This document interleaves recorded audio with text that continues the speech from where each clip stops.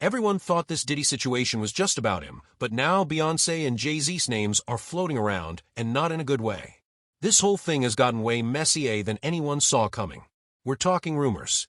Leaked recordings by federal investigators, like something straight out of a crime movie. Tonight, the brave Diddy insiders finally able to tell all. Well, the things that I experienced with him were monster-like. That stuff almost destroyed my life. When Diddy's case picked up speed, it wasn't just about his actions anymore. Testimony started dropping secret tapes. Leaked court documents spilled out, exposing more than just one man behind the scenes. Prosecutors are reportedly getting ready to drag in some big names. People close to Diddy, people who know too much or were there for too much, and Jay-Z and Beyonce, their names are getting whispered the loudest. I have 3 victims right now who are willing to give testimony about not only what Mr. Carter has done to them, but his wife as well. They're a nasty little couple. They do nasty things. What do you think happened with Kim? Keeping people against their will. Putting people on planes while they're unconscious, just like Aaliyah got on that plane. The day will come when we will name names other than Sean Combs, and there's a lot of names. It's a long list already.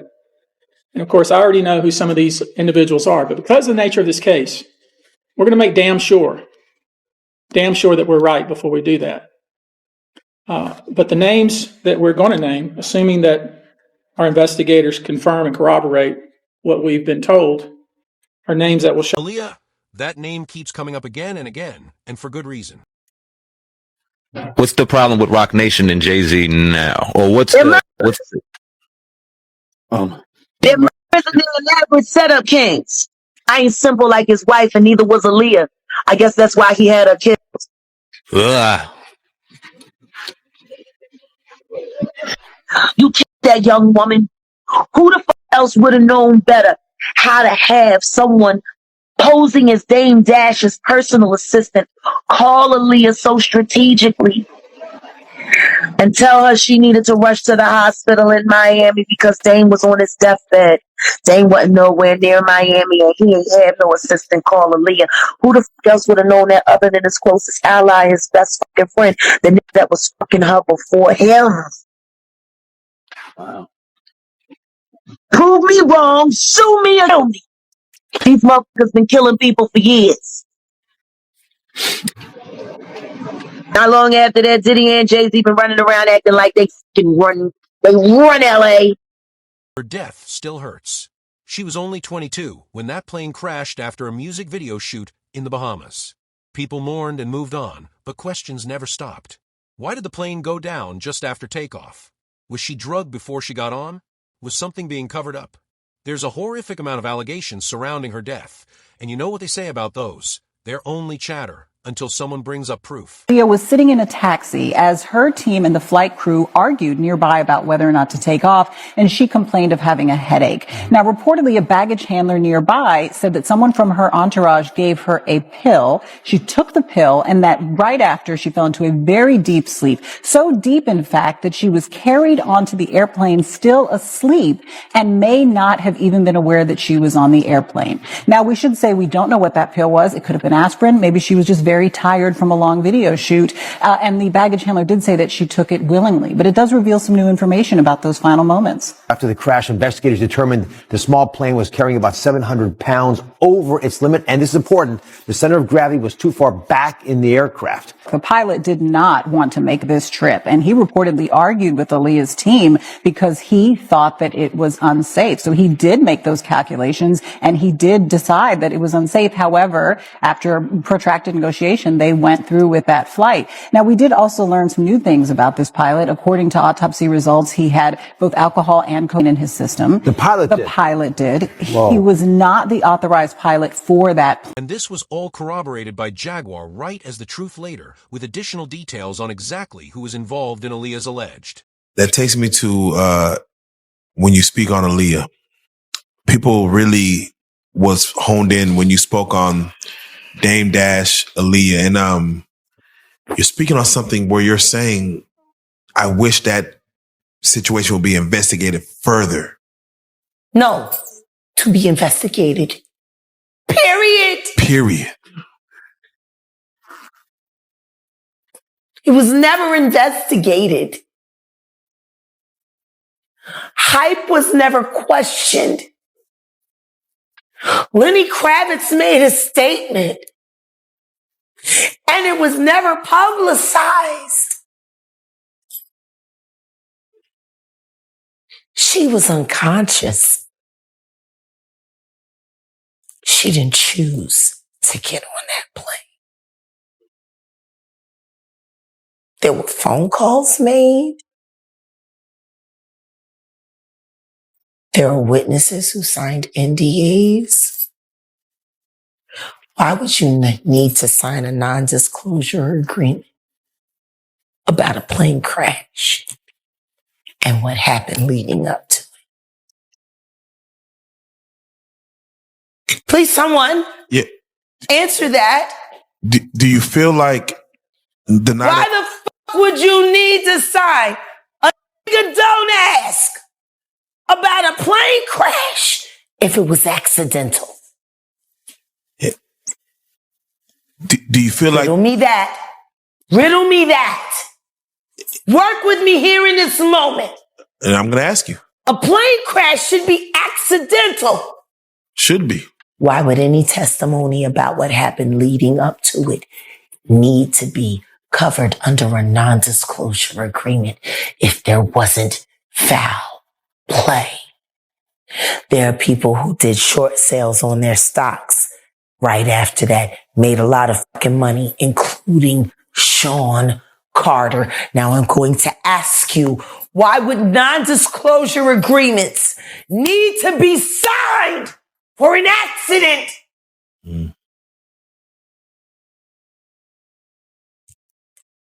Hey.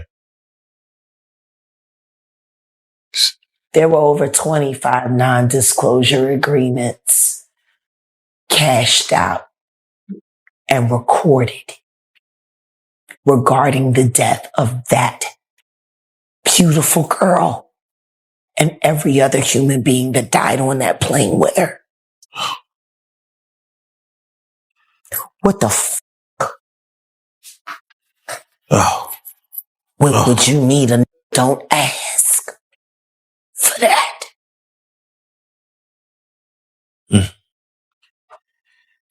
And Diddy had Hype Williams the balls.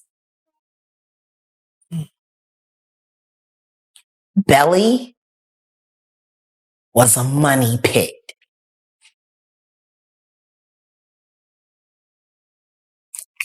Without question.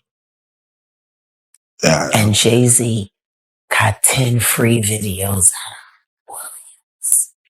And Hype didn't work. Her uncle recently spoke out, and now people are listening again. If you could go back and change anything, what would you do differently? How would you protect Aaliyah? Oh, God. That's a good, ugly question, because there's so many things and so many nights that I've stayed awake wondering if I had made a plan different, or if I had been there to the video shoot myself. Aaliyah was a star early on. She was just a kid when she hit the stage and only 14 when she dropped her first album. Kelly helped launch her career, but things quickly got dark. He was accused of getting her a fake ID so he could marry her. She was 15, he was 27. Her parents shut it down fast, but the damage was done. What is the deal with you and R. Kelly? Are you all married or not? No, I'm not married. Robert's doing his thing. I'm doing my thing. He's a great producer, great artist who I do admire. And there's nothing there. When he did the record with Jay, that's why I was that was almost like one of the things where I was just like, he's out of here, Jake. I just let it go because I couldn't believe he did a project with her, with R. Kelly, knowing that he had my girl. What are prosecutors saying that he did to Aaliyah?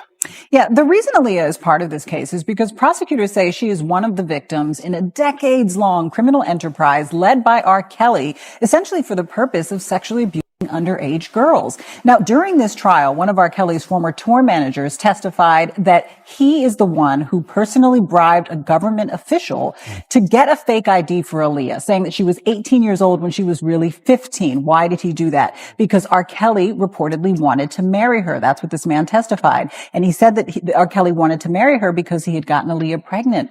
And he wanted to be able to legally authorize an abortion for her as a minor at just 15 years old. And he also wanted to protect himself from prosecution. It's reprehensible. It's awful.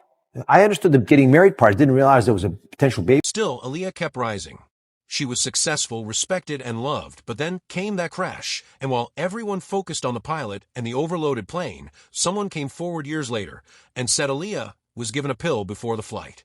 She never even walked onto that plane. She had to be carried. What have you uncovered about that allegation? Yeah, the new book, Baby Girl, reveals some new details about the final moments before that tragic accident. And according to the author, Aaliyah was sitting in a taxi as her team and the flight crew argued nearby about whether or not to take off, and she complained of having a headache. Now, reportedly, a baggage handler nearby said that someone from her entourage gave her a pill. She took the pill, and that right after, she fell into a very deep sleep. So deep, in fact, that she was carried onto the airplane still asleep and may not have even been aware that she was on the... Investigators later discovered the small plane was about 700 pounds over its limit. Not only that, the weight was too far back, throwing off the plane's balance. Basically, it wasn't safe to fly. And here's what's even more troubling. The pilot knew it was unsafe. According to a book on the crash, the pilot actually tried to back out. He argued with Aaliyah's team, telling them it was dangerous, but after a long back and forth, he gave in. The pilot must have been doing some of these calculations. Why would he risk his own life? And what do we know about him? Yeah, according to the book, the pilot did not want to make this trip. And he reportedly argued with Aaliyah's team because he thought that it was unsafe. So he did make those calculations and he did decide that it was unsafe. However, after protracted negotiation, they went through with that flight. Now, we did also learn some new things about this pilot. According to autopsy results, he had both alcohol and cocaine in his system. The pilot did. Whoa. He was not the authorized pilot for that plane. And he had just joined that company a few days prior to that flight. So he was very new. Then came another blow.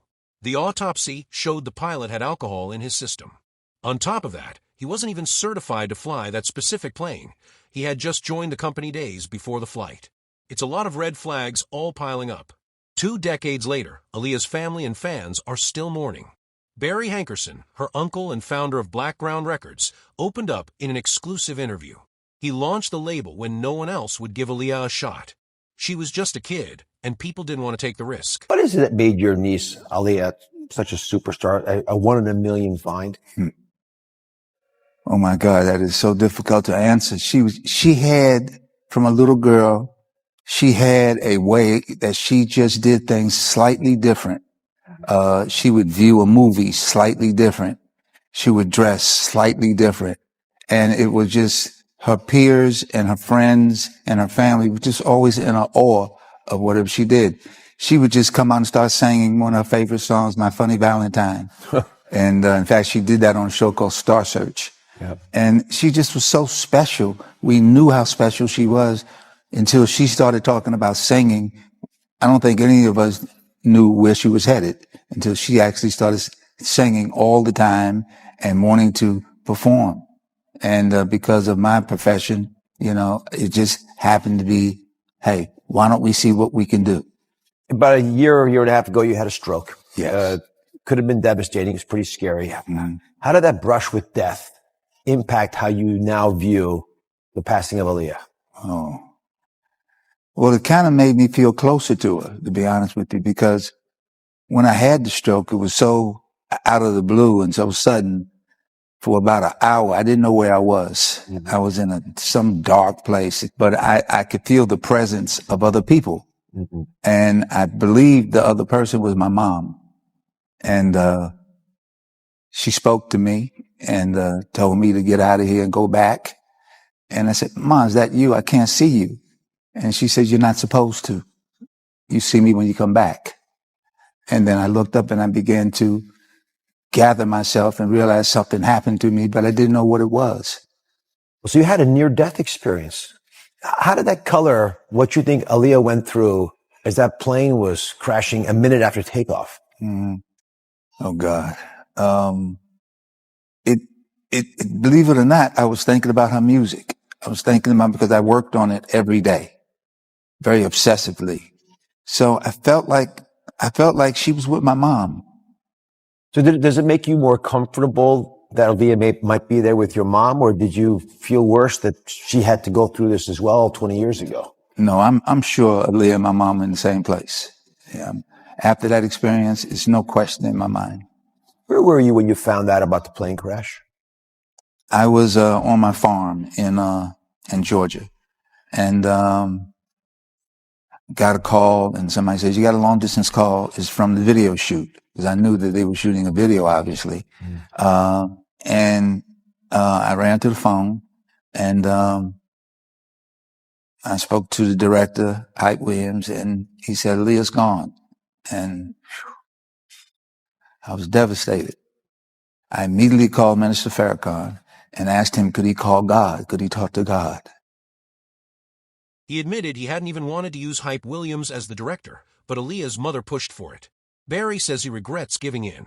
Looking back, he believes that decision played a part in what happened. Whose idea was it for her to go down to the Caribbean to shoot this? Hype Williams. Yeah, Hype was the director. Be very honest with you, I did not want to use Hype Williams, but there was a push from management, which is her mom, to do a video with Hype. I did not really want to work with Hype Williams. I regret that. If I could do it over again, I would not have worked with him. And I don't know where the video would have been shot. Would it have been still shot there or someplace else? But it's the first time I've ever said that. But that's what was in my heart when his name came up. So it was more your sister than R. Kelly pushing for Hype Williams? I don't know, but that's a very good question. There was some type of rapport my sister had with Robert Kelly that began to creep into our lives. And I really don't know what that is. I really couldn't tell you what that is. That's something my sister would have to talk about. But I did feel, because Hype and R. Kelly had a relationship, because he directed a lot of Robert's videos. So the fact that you just said that is very amazing, because it was a push to use Hype more than there was a push to use anybody else. So at that time, I was after the debacle with R. Kelly. I was for not having any linkage to Robert Kelly at all through directors or whatever. So that did come up that way, and I lost that battle, and Hype became the director. Then came the hardest part of the interview, when Barry was asked how he reacted after learning that R. Kelly had secretly, illegally married Aaliyah. When you learned, I'll say David, what did you do when you learned that R. Kelly had illegally married your niece Aaliyah? Went crazy. I really went into myself. I met with the minister and really had to debrief me. And because my reaction was not a good reaction, I had no understanding of it. I had no compassion for it. It was just totally out of the realm of what I would think any young girl should have had to experience. And I made myself known, obviously, to Robert Kelly, and in a conversation, and I've never spoken to him again to this day. What did you say to him? Things like, who do you think you are? And we trusted you. I've worked very hard to make your career happen. You were managing him. Yes. You must have felt terribly betrayed. I was betrayed. And my whole family was betrayed. We gave him not just an opportunity to learn how to perform, but we gave him a lot of love and understanding, because he had a tough life. I felt like that kind of betrayal, that you have to do something to somebody.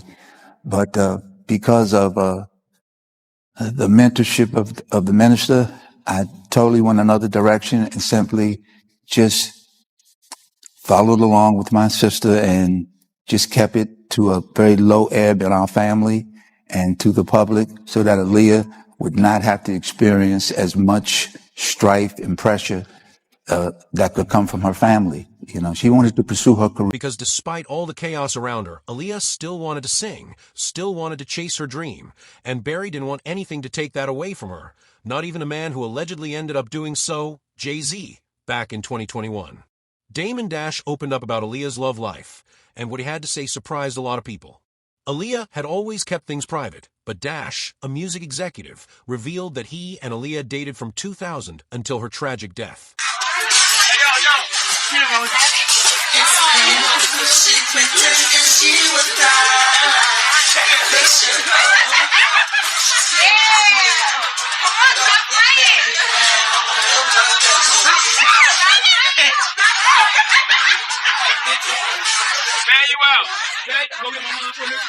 They were even talking about getting married, but one of the biggest surprises, Dash said Aaliyah had a thing with Jay-Z before him. According to Dash, Jay-Z tried very hard to win her over. This is after Jay tried to talk to Aaliyah, but she chose you over him. You know the timeline, bro. We did the project when she died, which was even more disrespectful to me. And I'm not getting over that. But it's not fighting. It's just, yo, go over there, I go over here. That's what it is. But it doesn't mean hate on me and my money up, but apparently it did. In fact, just weeks before Aaliyah's fatal plane crash, she was seen hanging out at the house Jay-Z and Dash once shared. Many people have theorized Jay had Aaliyah killed because she never chose him despite him being so into her.